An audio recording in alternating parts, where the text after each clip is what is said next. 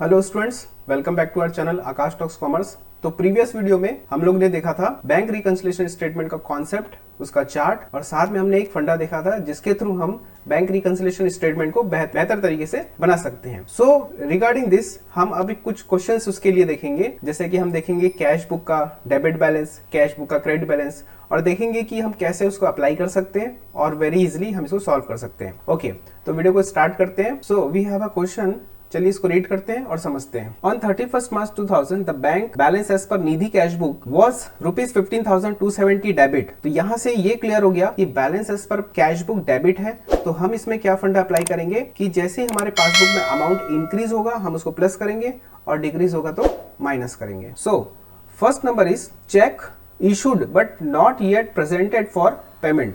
इसका मतलब क्या हुआ कि चेक हमने इशू किया, दैट मीन्स हमने किसी को पेमेंट करने के लिए चेक दिया बट वो हमारे अकाउंट में प्रेजेंट नहीं हुआ, दैट मीन्स हमारे अकाउंट से वो अमाउंट डिडक्ट नहीं हुआ, दैट मीन्स ये अमाउंट जो है मेंटेन्ड है। सो हम इसको क्या कर देंगे, प्लस कर देंगे।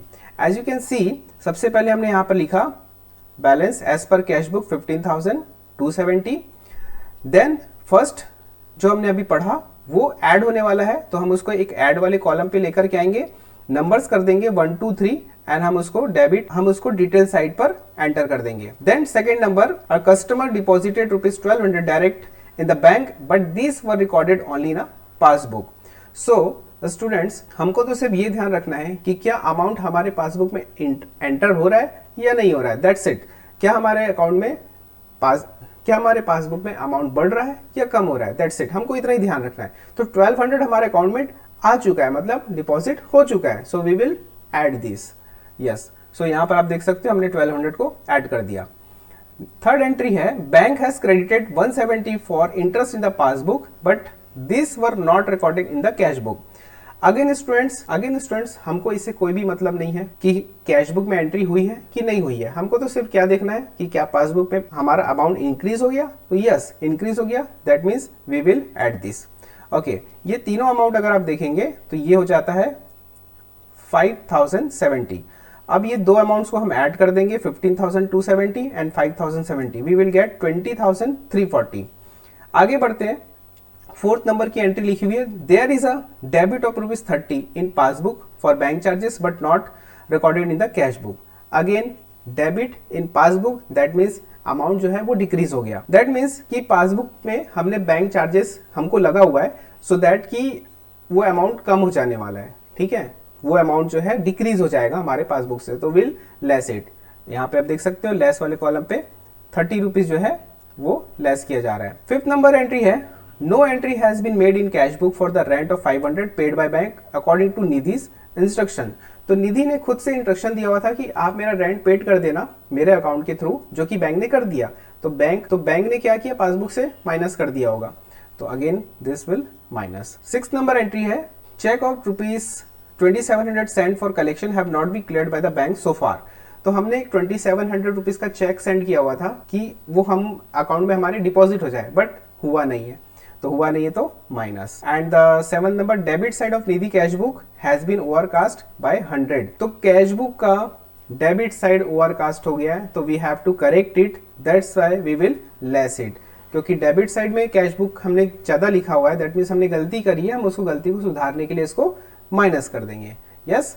अगेन आप देखेंगे तो ये सबका ऐड आपको मिलेगा 3330, 20,340 में से इसको लेस कर देंगे, वी विल गेट 17,010 रुपीज। अब देखने वाली बात यहाँ पर ये है स्टूडेंट्स कि सबसे पहले हमने balance as per cash book किया हुआ है, अब यहाँ पर हम लिखेंगे बैलेंस एज पर पासबुक। यहाँ पर डेबिट है, यहाँ पर हम लिखेंगे credit, so opposite entry will remain. तो इतना ही सिंपल है स्टूडेंट्स ये। हम और भी एक एग्जाम्पल देख लेते हैं। तो यहाँ पर हमको दिया हुआ है bank overdraft as per cash book 42,000, that means bank overdraft है, तो ये हो जाएगा कैश बुक का क्रेडिट। ओके, इसमें हमको ऑपोजिट सोचना है। कैसे ऑपोजिट सोचना है कि पासबुक में अगर हमारा अमाउंट इंक्रीज हो रहा है तो हम लेस करेंगे, और पासबुक में अमाउंट डिक्रीज हो रहा है तो हम ऐड करेंगे, दैट्स इट। ओके, पढ़ते हैं। A check of ₹2160 was given to Messrs Samarth traders but not presented for payment.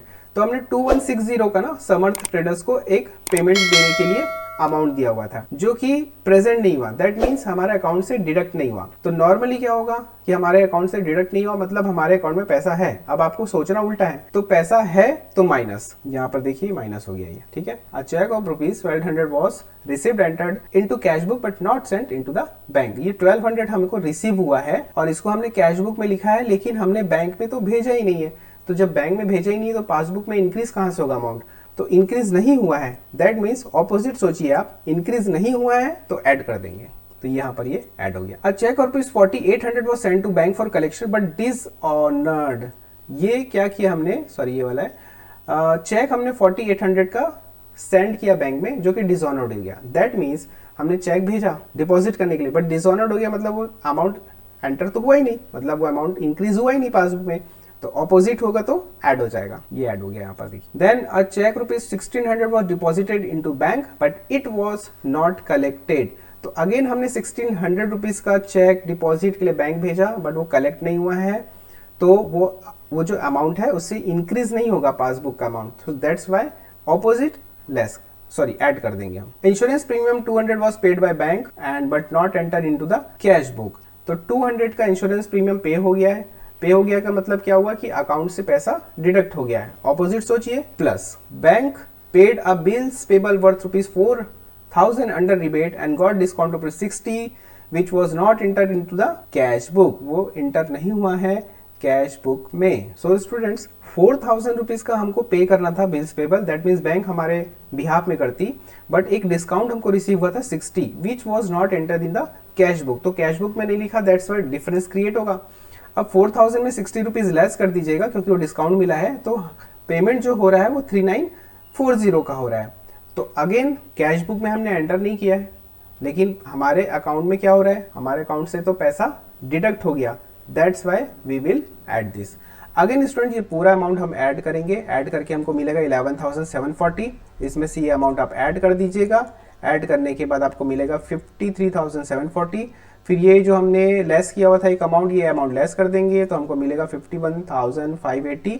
So again cash book credit है तो हम नीचे पे आके लिखेंगे पासबुक डेबिट, ऑपोजिट लिखना है आपको, कैश बुक है तो नीचे पासबुक, ऊपर डेबिट है तो नीचे क्रेडिट। तो स्टूडेंट्स इतना ही सिंपल है बैंक रिकंसिलिएशन स्टेटमेंट। नॉर्मली इसको काफ़ी टफ बताया जाता है, काफ़ी टफ हो जाता है ये स्टूडेंट्स के लिए, बट अगर आप इस फंडे से बनाते हैं तो आई होप कि बहुत ईजी हो जाने वाला है आपके लिए और बहुत अच्छे से आप इसको सॉल्व कर पाएंगे, बहुत अच्छे मैनर पे सॉल्व कर पाएंगे, ईजी हो जाएगा आपके लिए और आप इसको एग्जाम में भी बखूबी अटेम्प्ट कर सकते हैं। अगर वीडियो पसंद आया हो तो please like share and subscribe करना ना भूलें। Thank you so much for watching.